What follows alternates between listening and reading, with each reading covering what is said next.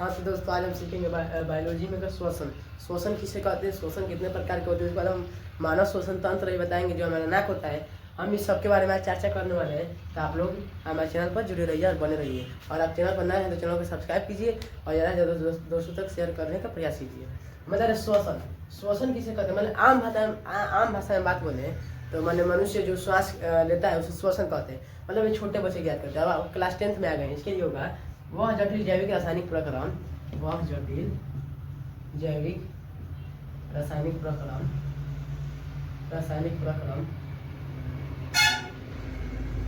वह जटिल जैविक रासायनिक प्रक्रम जिसमें कोई वह जटिल जैविक रासायनिक प्रक्रम जिसमें कार्बनिक पदार्थों के चरण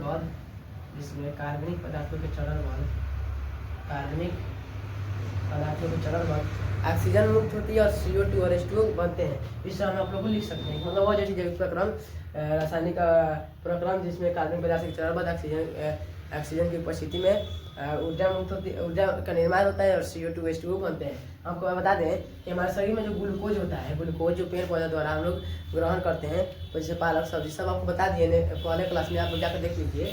और O2 से अभिक्रिया करता है, क्या बनाता है, कार्बन डाइऑक्साइड मतलब CO2, जो हम लोगों को बता दे रहे हैं कि CO2 को अभी बताएंगे कैसे क्या होता है, श्वास नली में कैसे जाता है, कैसे छोड़ता है। उसके बाद H2O बनेगा जल, उसके बाद बनेगा एनर्जी। ये सब होता है जल। हम आप लोग को बता दिए हैं कि जल क्या होता है, वो पेशाब के माध्यम से या पसीना के माध्यम से छोड़ दिया जाता है। उसके बाद हम बात करें श्वसन कितने प्रकार के होते हैं, दो होते हैं, वायु श्वसन और अवायु श्वसन। मतलब जिसमें ऑक्सीजन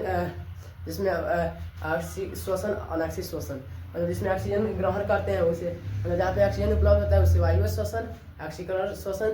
जहाँ पे ऑक्सीजन नहीं होता है, उपलब्ध मात्रा में नहीं होता है, उसे बोलते हैं अवायु श्वसन मतलब अनाक्षी श्वसन। उसके बाद हम बात करें श्वसन का जो अंग होता है नाक होता है, और नाक में क्या क्या होता है, नासागुहा।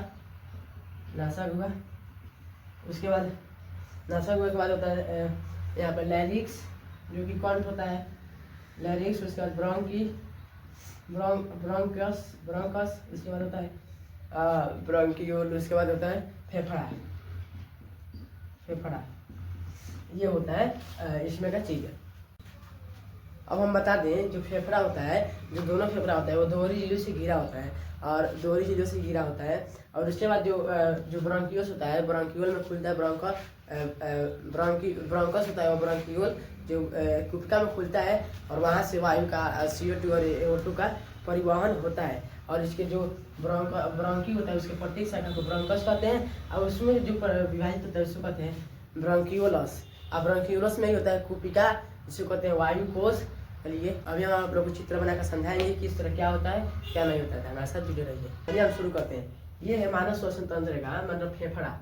जो फेफड़ा होता है उसी को कहते हैं मानव श्वसन तंत्र। इसको कहते हैं इंग्लिश में लंग्स। क्या कहते हैं, लंग्स। जो फेफड़ा होता है यहाँ पे नाक, मान लीजिए ये नाक है, यहाँ पे जो फर्स्ट है यहाँ तक, इसको बोलते हैं नासागुहा। क्या बोलते हैं, नासागुहा मतलब नेजल कैविटी, इंग्लिश में नेजल कैविटी।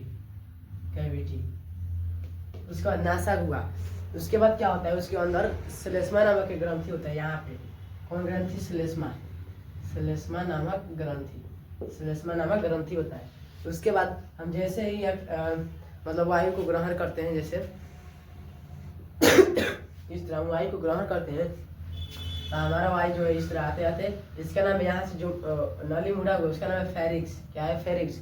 वहाँ पे आते यहाँ पे होता है लैरिक्स जिसको बोलते हैं कंठ जो होता है वहीं से हमारा आवाज निकलता है जो स्वरज होता है। उसके बाद इसको बोलते हैं हम लोग ट्रैकिया। इस नली को ट्रैकिया मतलब श्वसन नली। इसी के पीछे होता है भोजन का नली, पाचन नली, जो हम आप लोगों को सिखा दिए हैं। उसके बाद ट्रैकिया के ऊपर जो सी का आकार, इसको बोलते हैं कार्टिलेज। जो यहाँ पे होता है कार्टिलेज। हम बता दें जो कंठ है लैरिक्स है, यह पुरुषों में उठा हुआ रहता है और स्त्रियों में धंसा हुआ रहता है। उसके बाद बता दें जो यहाँ पे दो शाखा में विभाजित हुआ है, इसको कहते हैं ब्रंकी। क्या कहते हैं, ब्रंकी। उसके बाद दो शाखा में विभाजित हो गया। उसके बाद जो दाया फेफड़ा है उसमें 3 शाखाएं में विभाजित हो जाती है, 3 शाखाएं में। उसको कहते हैं ब्रोंकस। 3 शाखाएं, पहला होता है अपर लेब, दूसरा होता है लोअर लेब, तीसरा होता है अपर लेब, मिडिल लेब, लोअर लेब। इसमें जो इधर बाया तरफ उसमें 2 ही होता है, अपर लेब और लोअर लेब। क्योंकि इस तरह 2 ही रहता है, क्योंकि इस बगल हृदय भी तो हमारा है, इस बगल हमारा हृदय है, और इस बगल 3 होता है क्योंकि हमारे इस बगल हृदय नहीं है। उसके बाद जो ये छोटी छोटी शाखाएं विभाजित होता है ब्रोंकस, उसको कहते हैं ब्रोंकियोलस। अब ब्रोंकियोलस के बाद आता है कुपिका, इसको बोलते हैं कुपिका या एल्वेली या रक्तवाहिका, इसी का नाम है रक्तवाहिका। उसके बाद जो ये डायफ्राम है, ये सिकुड़ता और फैलता रहता है। जब हम सांस लेते हैं तो फैलता है, सिकुड़ता है, ऊपर की ओर उठता है, या जब सांस छोड़ते हैं तो नीचे की ओर ढह जाता है। उसके बाद आपको बता दिए, सब आपको बता दिए, तो चलिए हम आपको लेक्चर से समझाते हैं आराम से। जैसे ही हम लोग सांस लेंगे तो हमारा क्या होगा, नासागुहा। तो फर्स्ट होता है नासागुहा। क्या होता है, नासागुहा तो किस तरह पर लिखे ये बताते हैं।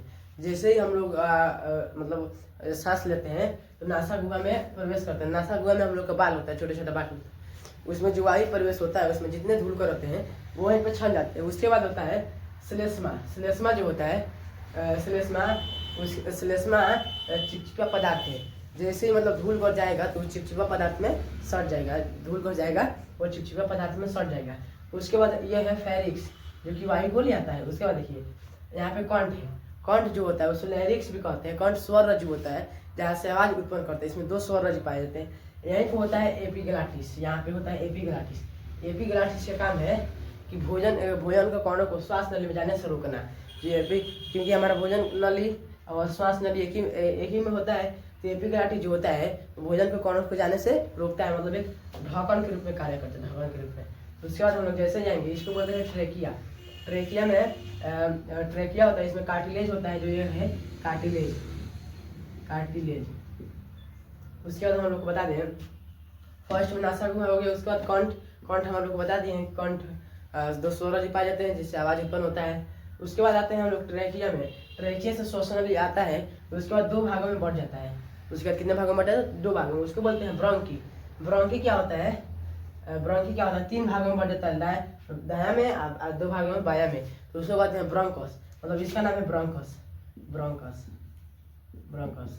उसके बाद जो यहाँ पे कुपिका है, जो यहाँ पे ब्रोंकस, उसके बाद जो छोटी छोटी शाखाएं हैं, यह अनगिनत शाखाएं होती है, मतलब उसको गिन नहीं सकते, मतलब ज़्यादा से ज़्यादा रहती है। उसको कहते हैं हम लोग कुपिका या रक्तवाहिका। अब क्या होता है, जैसे ही हम लोग श्वास लेते हैं तो उसमें क्या वायुमंडल में क्या होता है, CO2 O2 और नाइट्रोजन अन्य गैसें भी होती है। लेकिन हम लोग को क्योंकि हम लोग O2 ग्रहण करते हैं और CO2 छोड़ते हैं, जो कि प्रकाश संश्लेषण में आपको बता ही दिए हैं कि वो पौधे अपना भोजन कैसे तैयार करते हैं और O2 कैसे छोड़ते हैं और CO2 कैसे ग्रहण करते हैं।